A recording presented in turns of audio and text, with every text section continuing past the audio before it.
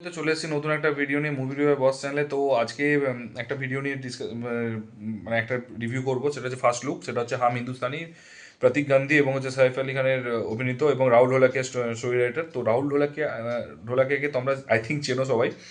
রাহুল ঢোলাকিয়া হচ্ছে রইস যে মুভিটা ডিরেক্টর করেছিল, সে হচ্ছে রাহুল ঢোলাকিয়া। এবং অ্যাজ এ ডিরেক্টর হিসেবে কিন্তু রাহুল ঢোলাকিয়া ফার্স্ট কাজ ছিল অ্যান্ড সিরিয়াসলি খুব সুন্দর করেছিল। এবং তখন শাহরুখ খানের সময় খারাপ চলছিল বলে তাই, বাট আমি একটা পার্সোনালি বলছি, যদি এখন পিক টাইমে শাহরুখ খানের ওই মুভিটা রিলিজ করা হয়, তাহলে আমি এটুকু বলতে পারি যে হয়তো যে ইনকামটা করছে 150 কোটি, ডেফিনেটলি সেটা নয়।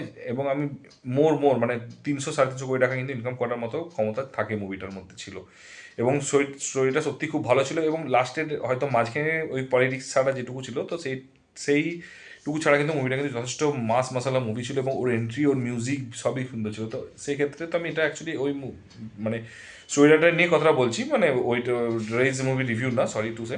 বাট এবারে বলে দিই, এটা ট্রেলারটা হচ্ছে টিজার ফার্স্ট লুকটা, এটা বুঝিয়েছে 1950s যখন হচ্ছে ফার্স্ট টাইম হচ্ছে ইন্ডিয়াতে হচ্ছে ভোট হবে। তো সেটার জন্য কী কী কী কী হচ্ছে প্রিকশন নিতে হবে এবং কী কী প্রবলেম ফেস করতে হবে, কেন করছে, কেন ওই ডিসিশনটা এসেছিলো, এবং তাতে কে কে অপোজ করছিল, তাতে কী কী প্রবলেম হয়েছে, কী কী দাঙ্গা হয়েছে, কী কী হাঙ্গামা হয়েছে, হয়েছে, কী কী মানে কী কী ইস্যু হচ্ছে সলভ করতে হয়েছে, তার জন্য কতটা অরাজনৈতিকভাবে সব কিছু হয়েছে, সমস্ত কিছু কিন্তু ডিটেলসে দেখাবে আই থিঙ্ক। এবং ব্যাপারটা হচ্ছে, এটা হচ্ছে স্টোরি লাইন, ঠিক আছে? তো বেসিক্যালি এটাই হবে। তো এখানে হচ্ছে সৈফ আলী খান হচ্ছে মোস্ট প্রবাবলি যে হচ্ছে মানে কি বলবো, ইলেকশন কমিশনার হবে এখানে আই থিঙ্ক। এবং হচ্ছে এখানে হচ্ছে প্রতীক গান্ধী হচ্ছে প্রতীক গান্ধী আমাদের পুলিশ অফিসার হবে। এবং এখানে আমার যেমন হচ্ছে মানে কি বলবো, যেটা একটা সোনি লিভে যে ফ্রিডম অ্যাট মিডনাইট, যেখানে যে জওহরলাল নেহরু যে হয়েছিল, এখানে হয়তো সেই হবে, ঠিক আছে? তো আই থিঙ্ক দেখলাম হচ্ছে ক্যারেক্টারটা সেমই আছে মানুষটা, ঠিক আছে?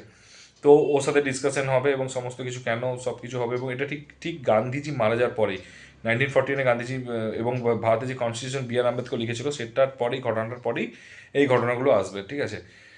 তো টিজার ফার্স্ট লুক লেভেলে অ্যাকচুয়ালি টিজার এটা ওয়ান টাইপ অফ 1 মিনিট, তো বিশেষ কিছু ডিটেলিং দেখায়নি। কিন্তু আমার একটা কথা হচ্ছে যে এখানে কিন্তু কয়েকটা জিনিস ভালো লেগেছে। সেটা হচ্ছে যে কালার গ্রেডিংটা করেছে সেটা খুব সুন্দর লেগেছে। এবং এখানে একটা ব্ল্যাক অ্যান্ড হোয়াইট দেখিয়েছে এবং এটা মনে হচ্ছে রিয়েল ফুটেজ, আমার মনে হলো কোনো অ্যাঙ্গেল থেকে মনে হচ্ছিল ওটা একটা রিয়েল ফুটেজ হবে। বিজিএমটা খুব সুন্দর হয়েছে। ফার্স্ট লুকটা অ্যাকচুয়ালি বেসিক্যালি আমি দেখলাম ট্রেলারের একটা ভাগ।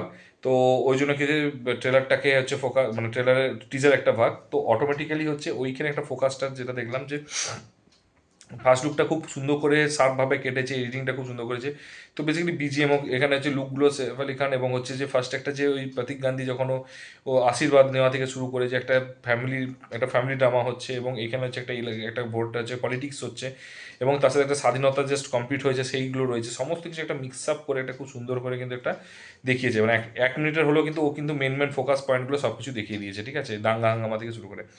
তো ওভারঅল আমার কিন্তু ফার্স্ট লুকটা ভালো লেগেছে। এবং দেখা যাক কীভাবে, এবারে মেন কথা ট্রেলারের লেভেলে বুঝতে পারবো।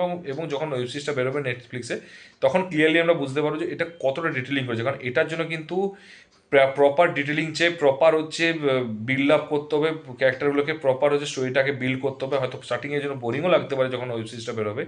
এবং কতটা সুন্দরভাবে এক্সিকিউট করতে পারে, কতটা খাপে খাপে ফেলতে পারে, সেটা হচ্ছে কতটা স্টোরিটা বেটার লিখেছে, সেটা হচ্ছে মেন ফোকাস, এখানে মেন দেখার বিষয়।